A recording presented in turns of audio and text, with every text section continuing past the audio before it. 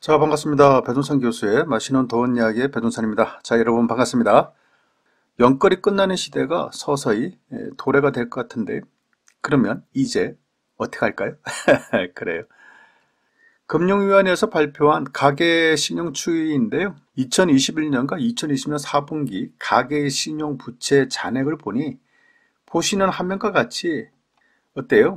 우상향, 즉 증가되고 있다는 거예요. 계속 증가가 되고 있죠. 특히 2020년 이후 코로나19 등의 영향과 집값 상승에 따른 젊은 세대들의 연끌 또 비투까지 가미됨으로써 가계대출 증가율은요, 이처럼 가파르게 2020년 이후부터 좀 더 가파르게 상승되고 있다는 겁니다. 이에 정부는 차주 상환 능력 심사 DSR이라고 그러죠. 그래서 DSR 중심으로 가계대출을 관리하겠다는 건데, 여기서 말하는 DSR이라는 것은 총부채 원리금 상환 비율을 DSR이라고 그러죠. 즉 개인이 1년간 갚아야 하는 담보대출, 신용대출, 자동차 대출, 카드론 등등 해서 모든 부채의 원리금을 연소득으로 나눈 비율을 의미하죠. 지금까지는, 현재까지는 개인의 연소득보다는요, 주택담보대출에 의하여 LTV, DTI 대출을 받았지 않습니까? 즉 개인의 신용, 또 개인이 얼마나 빚을 많이 있냐, 또 개인이 얼마나 빚이 많이 있냐, 이런 걸 따지지 않고 그냥 아파트의 금액에 따라서 주택담보대출을 받은 거지 않습니까? 그리고 조정 대상 지역이다, 투기 과열 지역이다 라고 한다면 LTV나 DTI 규제를 받았다는 거예요. 그런데 이제는 자신의 연소득에 의한 대출을 받게 된다는 말이고요. 여기에 자신의 신용대출, 담보대출, 카드론, 자동차 대출 등등 모든 채무까지 고려하여 대출을 받게 된다는 말입니다. 쉽게 말씀드렸어요. 집이 있어도 집을 담보로 하여 대출금이 지금처럼 많이 나오지 않는다는 얘기죠. 즉, 집 담보로 해서 대출금이 뚝뚝 떨어진다는 얘기입니다. 따라서 2030 세대들의 연끌, 비투를 원칙적으로 차단하겠다라는 것이 정부의 의도라고 봐야 되겠죠. 이를 금융위원회에서는 보기 좋게요, 가계부채 관리 방안 2021년, 2023년 기본 방향이라 해가지고 코로나19 극복 과정, 우리 경제, 또 차주의 상환 능력 등등 이런 여러 가지 이야기들이 있고요. 가계부채 관리 방안 개념도 가계부채 총량의 안정적 관리 및 연착륙, 차주 상환 능력 범위 내 가계대출 취급 간행을 정착하겠다 등등 이런 여러 가지 정책의 목표와 정책의 가지가 있겠죠. 하지만 여기서의 핵심은요, 부동산이니 주식이니 비트코인이니 비정상적인 급등을 막겠다는 것이 않습니까? 이 풍부한 유동성, 저금리, 따라서 부동산이 됐든 주식이 됐든 비트코인이 됐든 얼마나 지금 난립니까? 그러니 금융 규제로 인해서 이러한 비정상적인 급등을 막아보겠다. 요게 핵심이지 않겠어요? 이것저것 말할 필요도 없고 우리는 핵심만 명확하게 봐야 됩니다. 아무튼 대출을 막겠다. 요게 핵심이겠죠. 그렇다면 이러한 대출 언제 막겠냐는 거죠. 그래서 상환능력심사 DSR은요, 2023년 7월 달에 전면적으로 적용하겠다는 겁니다. 그리고 현재로는 주택담보대출이요, 투기지역, 또 투기과열지구 9억 원 초과주택의 DSR이 일부 적용이 되지 않습니까? 이처럼. 그리고 신용대출에서도 연소득 8천만 원 초과되고 1억 원 초과할 때 이처럼 DSR이 적용됐다는 건데요. 2021년 7월 달부터는 전 규제지역의 6억 원 초과 주택에 대해서 DSR이 적용하겠다는 거고, 또 신용대출도 1억 원 초과할 경우에 그냥 적용하겠다는 거예요. 그리고 2단계에는 2022년 7월 달에는 총 대출액이 2억 원을 초과할 경우에 DSR을 적용하겠다는 거고요.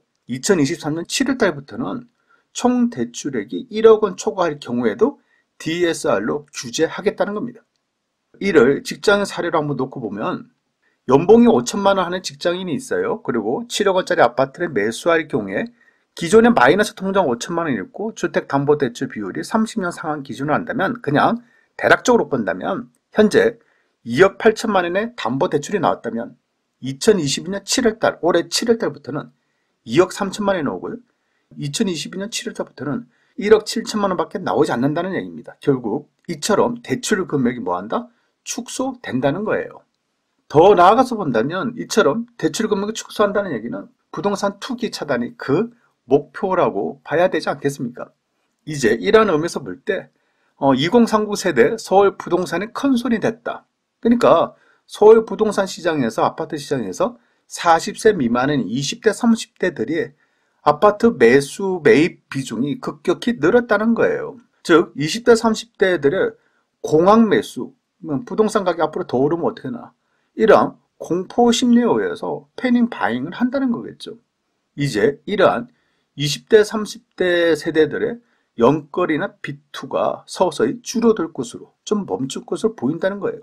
따라서 앞으로의 부동산 시장은요, 2030 세대들의 연거래 종말, 연거래 마지막이라고 이렇게 말씀을 들을 수도 있다는 거예요. 그동안 아파트 호가가 아무리 높아도 그렇지 않습니까? 뭐 부동산 가격이, 아파트 가격이 급등을 했는데, 이러한 급등을 했다 하더라도 어떤 사람들이 오른 집값을 매수해주는 사람들이 있었다면 집값은 당연히 오를 수밖에 없다는 거예요. 하지만 시간이 지난과 동시에 이제는 연거래가 비투를 차단하게 됨으로써 금융으로 부동산을 잡겠다, 더 강하게 잡겠다, DSR을 시행하겠다라고 함으로써 이제는 그러한 매수인들이 서서히 줄어든다면 집값 상승도 끝물, 마지막 순간이 서서히 다가오고 있다라고 이렇게 말씀을 드릴 수가 있다는 거죠.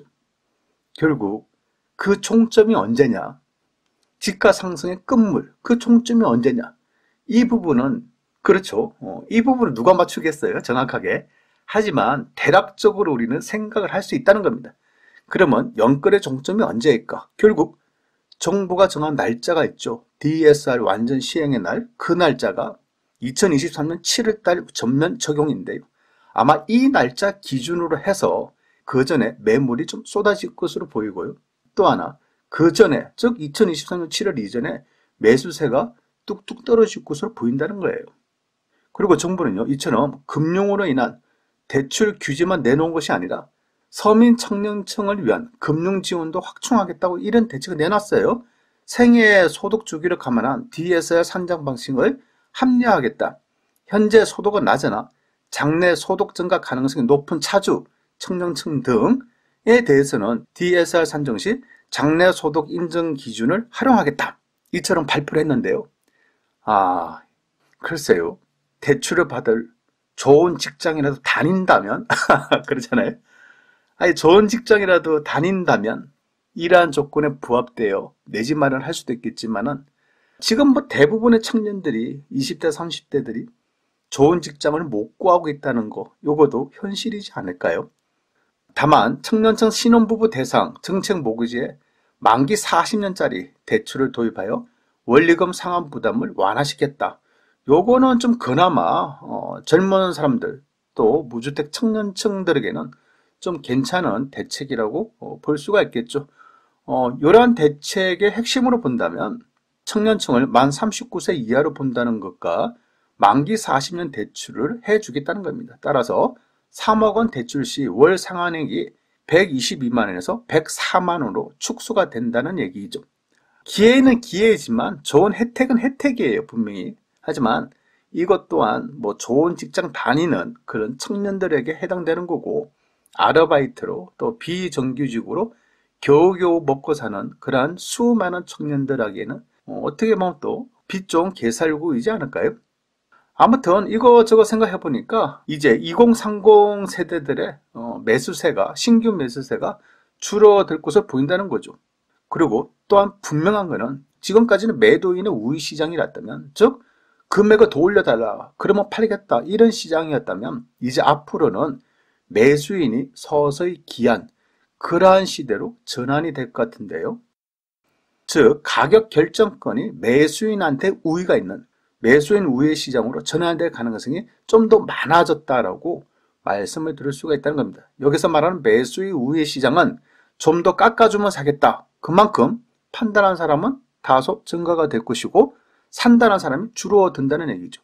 따라서 매수인이 가격 결정권에 있는 매수인 우위 시장으로 서서히 전환될 것으로 보인다는 얘기입니다. 이상까지 배종찬 교수의 맛있는 도원 이야기였습니다. 감사합니다.